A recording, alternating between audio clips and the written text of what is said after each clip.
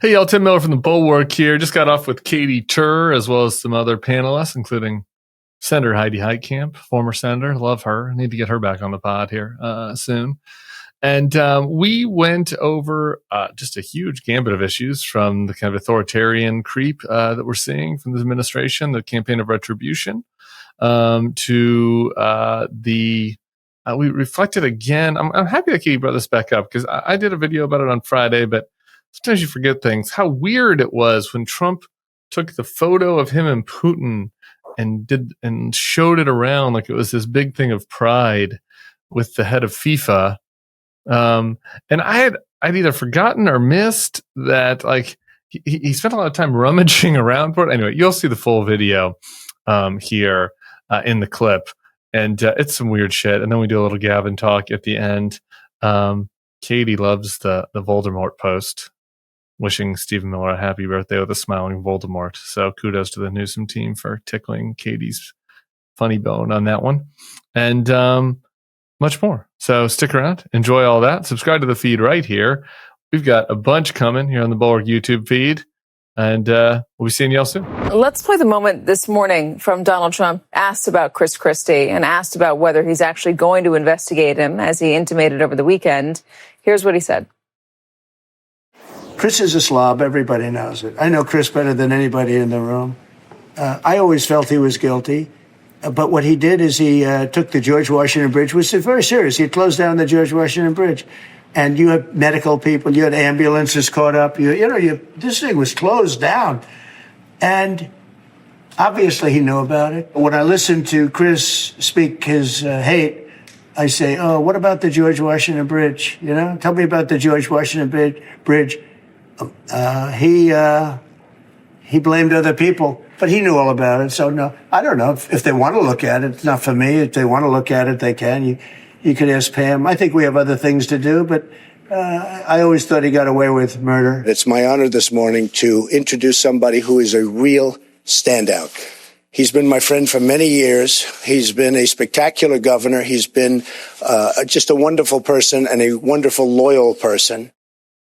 So we cut those two things together because here's Donald Trump saying you always knew that he was guilty and that he had committed a crime there. And, Chris Christie is terrible, but it was only a few short years ago that Chris Christie was wonderful and a great loyalist and a great governor. And he wanted him as a man, a part of his campaign. So there's always a hypocrisy there. As long as you are useful to me, I will keep you close. And as long as you're not useful to me, I will push you away. The question, I guess, Tim, is this more than just a cudgel? Is it more than just intimidation? Is he saying this about Chris Christie just to get Chris Christie to stop, to be quiet?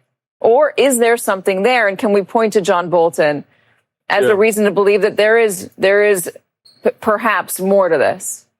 Well, it's definitely intimidation. And I think that it's not just intimidating Chris Christie, though, or trying to, but intimidate other people who might speak out about this. And look, Trump is good at a few certain things. He's good at an insult that you saw there. He's good at picking unsympathetic foes. There's not a huge base of goodwill for Chris Christie or John Bolton, frankly. And I think that Trump knows that.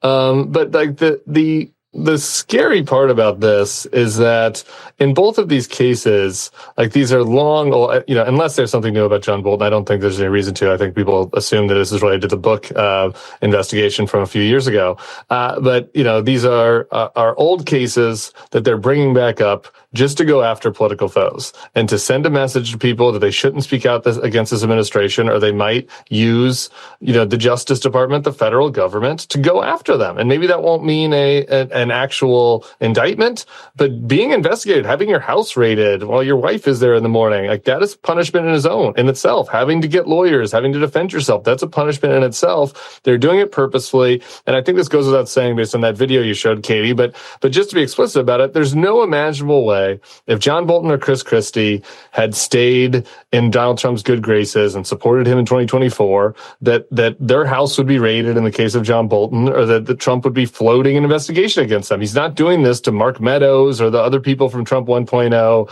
who have stayed loyal to him. And so it's obviously on its face a political attack and an intimidation tactic. I would hope that around the world people know that the United States is excited to bring their family here to enjoy this event. America welcomes the world. Yes. And I can really, from the collaboration that we have, testify for that. Absolutely. And I just sent a picture from somebody that wants to be there very badly. He's been very respectful of me and of our country, but not so respectful of others. But I'm going to sign this for him, but I was sent one, and I thought you'd all like to see it. That's a man named Vladimir Putin, who I believe will be coming, depending on what happens. He may be coming, and he may not, depending on what happens. We have a lot of things happening over the next couple of weeks. But I thought it was a nice picture of him. Okay of me, but nice of him. So that was very nice that it was sent to me. Okay? Mr. President, yes. on that subject, have you talked to Vladimir Putin about the fact that yesterday a big U.S. factory was hit in a Russian airstrike in Ukraine? What's your reaction to that? I told him I'm not happy about it. And I'm not happy about anything having to do with that war. I said I settled 7 wars, and actually, if you think about pre-wars, add 3 more, so it would be 10. I thought this would be in the middle of the pack in terms of difficulty. No, I'm not happy about anything about that war. Nothing. Not happy at all. We'll see what happens.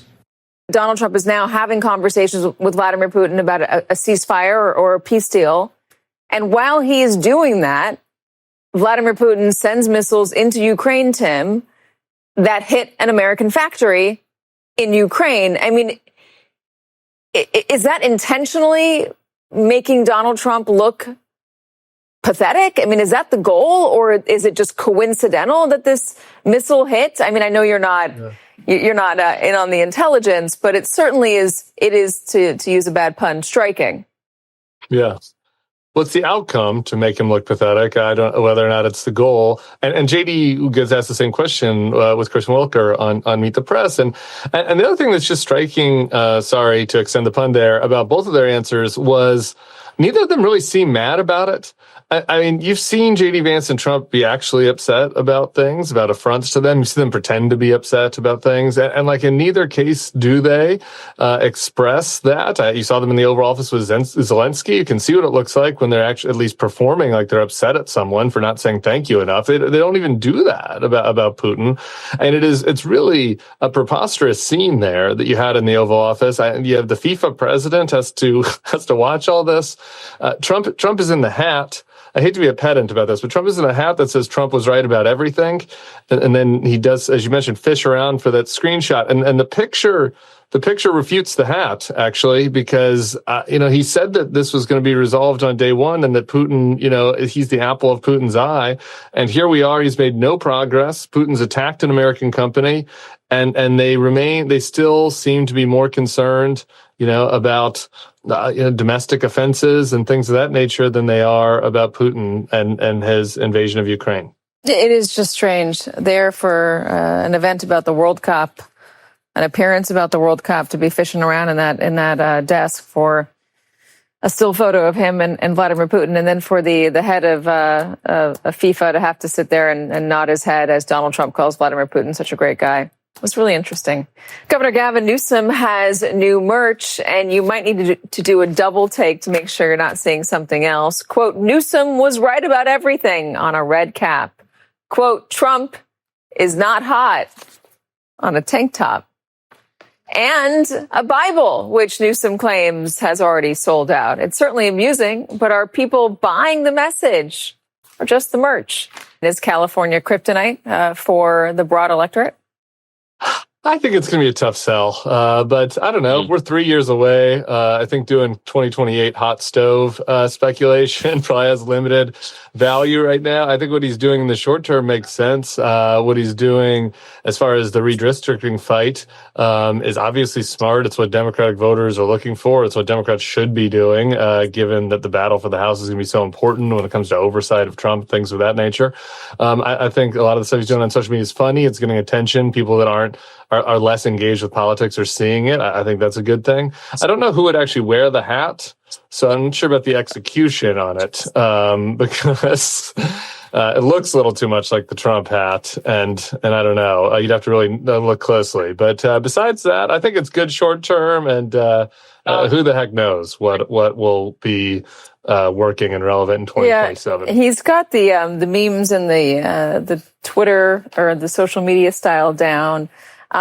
He's also got the trolling going. It's here's a birthday post that he sent to Stephen Miller with a photo of Voldemort. Okay, let me play Tim Miller, Senator Heidi Heitkamp. Thank you so much, Dave Weigel.